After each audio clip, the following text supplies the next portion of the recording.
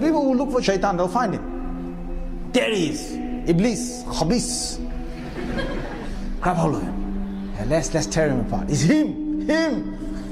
So they'll come to him and they'll say, Iblis, Mr. Big Man, the biggest of all big men, Mr. Big Man.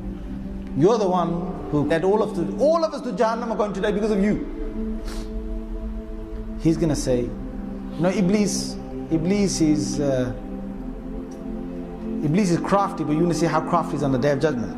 He's going to say this, إِنَّ اللَّهَ وَعَدَكُمْ وَعَدَ الْحَقِّ وَوَعَدْتُكُمْ فَأَخْلَفْتُكُمْ. Allah gave you a promise and I gave you a promise. Allah gave you the promise of the Quran and I gave you a promise of whispering into your minds and your hearts. Allah told you, you will get Jannah for this. I told you, don't worry about it, just do it. It's nice, man, it's nice, enjoyable, man, enjoy it, boy. I said that to you. وَعَدْتُكُمْ فَأَخْلَفْتُكُمْ. I gave you a whisper in your hearts and I promised you, don't worry about it. You didn't listen to Allah, but you listened to me. فَلَا تَلُومُونِي وَلُومُوا أَنفُسَكُمْ. Who you gonna blame? You're gonna blame me for leading you to Jahannam, or was you led yourself? You had the choice to believe the Rahman or the Shaitan, and you chose the Shaitan over the Rahman. So don't come to me today telling me what I should do for you. مَا أَنَا بِمُصْرِخِكُمْ وَمَا أَنْتُمْ بِمُصْرِخِي. You cannot save me today and I cannot save you today. I cannot come to your rescue today. You can't come to my rescue today. We're both here. We're both here in Jahannam. Basically what his motto is, now we're even, Stephen.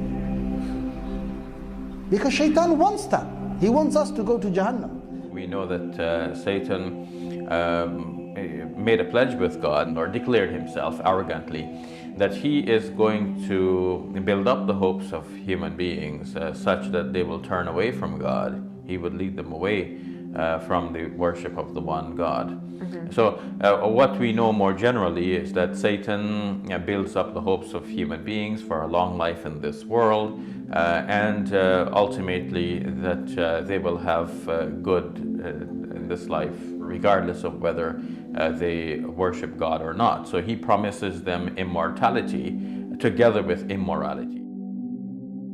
When the final judgment is made and God reveals his power and his control, that is when people will realize that Satan has beguiled them, and Satan himself will now confess, I made a promise to you and that was a false promise. God has made a promise to you, that was the true promise.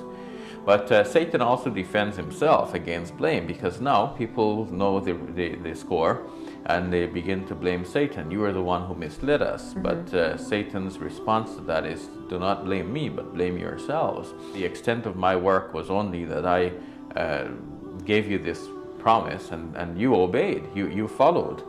So don't blame me, blame yourselves. And in the end, even if you were to blame Satan, Satan says, I am not able to respond to your cries, nor would you be able to respond to my cries. And certainly for the wrongdoers, there is a painful punishment.